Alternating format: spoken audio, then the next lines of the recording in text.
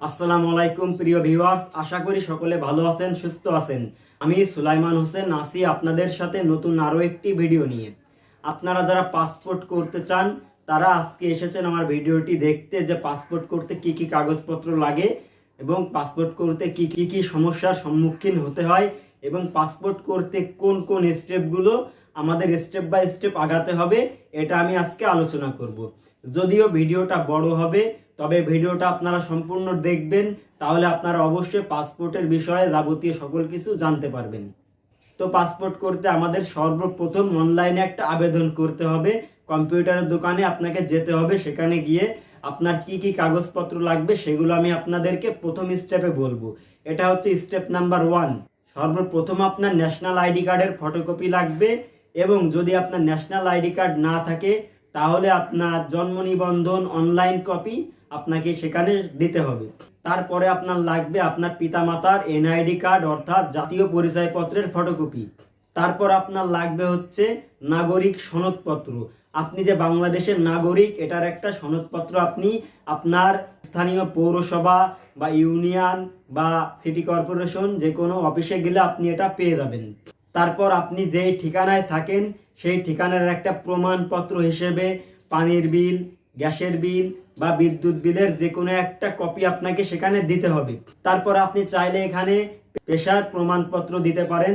যদি আপনি কোনো সরকারি চাকরি করেন বা কোনো বেসরকারি কোনো অফিসে চাকরি করেন তাহলে সেখান থেকে আপনাকে একটি কাগজ দিবে, সেটা আপনাকে জমা দিতে হবে। অথবা আপনি যদি স্টুডেন্ট হয়ে থাকেন তাহলে আপনার সর্বশেষ শিক্ষাগত যোগ্যতার যে সার্টিফিকেট বা নাম্বার শিট আছে বা অ্যাডমিশন কার্ড আছে সেটার ফটোকপি আপনাকে দিলেই হবে। আপাতত এই কাগজগুলো হলেই আপনি আবেদন করতে পারবেন। এটা হচ্ছে আমাদের প্রথম স্টেপ। তারপরে আমরা দেখব দ্বিতীয় স্টেপে কি কি আছে। তারপর দ্বিতীয় স্টেপে আপনি আবেদন করার পরে আপনাকে একটি ফি জমা দিতে হবে, সরকারি ফি।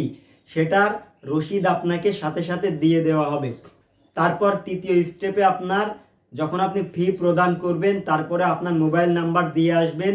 আপনার মোবাইল নাম্বার দিয়ে আসার পরে আপনাকে তারা নির্দিষ্ট সময়ের পরে আপনাকে বায়োমেট্রিকের জন্য আপনাকে কল করা হবে। আপনি তখন আপনার স্থানীয় পাসপোর্ট অফিসে গিয়ে বায়োমেট্রিকগুলো দিয়ে আসবেন। তো বায়োমেট্রিকে কি কি করা লাগবে সেটাও আমি আপনাদেরকে বলে দিব। বায়োমেট্রিকের সময় আপনাকে দিতে হবে, আপনি অনলাইনে যে আবেদনটা করেছেন, আবেদন করার পরে আপনাকে একটি ফর্ম তারা দিবে, সেই ফর্মটা বায়োমেট্রিক অফিসে জমা দিতে হবে।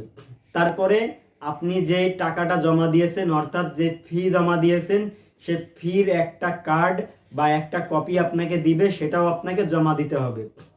তারপর মূল কাগজপত্র আপনার ন্যাশনাল আইডি কার্ড বা জন্ম নিবন্ধন, আপনার পিতামাতার ন্যাশনাল আইডি কার্ড, তারপরে ইউটিলিটি বিল, সব কিছু মিলিয়ে আপনাকে সেটা এখানে জমা দিতে হবে। যেগুলো আপনি আবেদন করার সময় যে কাগজপত্রগুলো লেগেছিল সেগুলো আপনি পিন মেরে আপনি এগুলো জমা দিবেন। তারপর বায়োমেট্রিকে আপনার একটা ছবি লাগবে, আপনার ফিঙ্গারপ্রিন্ট, আপনার চোখের প্রিন্ট, সেগুলো তারা নিয়ে নেবে। তারপর আপনার একটা সিগনেচার সেখানে দিতে হবে। তারপরে একটা কথা বলি, যদি আপনার বয়স 18 বছরের উপরে হয়ে যায় তাহলে আপনার ন্যাশনাল আইডি কার্ড থাকা বাধ্যতামূলক। তখন আপনার জাতীয় পরিচয়পত্র দিয়ে কাজ হবে না।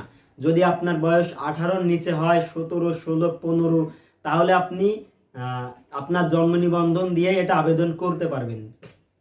তারপরে আপনার যখন বায়োমেট্রিক অফিসে যাবেন তখন আপনার আলাদা করে ছবি দেওয়া লাগবে না। আপনি যখন আবেদন করবেন তখনই একটি ছবি দিতে হবে। আপনার বায়োমেট্রিক অফিসে আপনার ফিঙ্গারপ্রিন্ট এবং একটি সিগনেচার নিবে, আপনার যাচাই বাছাই করবে। তারপরে পুলিশ ভেরিফিকেশন আছে, বিভিন্নভাবে আপনাকে যাচাই করা হবে যে আপনার নামে কোনো মামলা আছে কিনা, আপনার নামে কোনো কেস আছে কিনা। এগুলো দেখার পরে আপনাকে পুলিশ অফিস থেকে তারা একটি সার্টিফিকেট দিয়ে দেবে, সেটা অটোমেটিক্যালি পাসপোর্ট অফিসে চলে যাবে।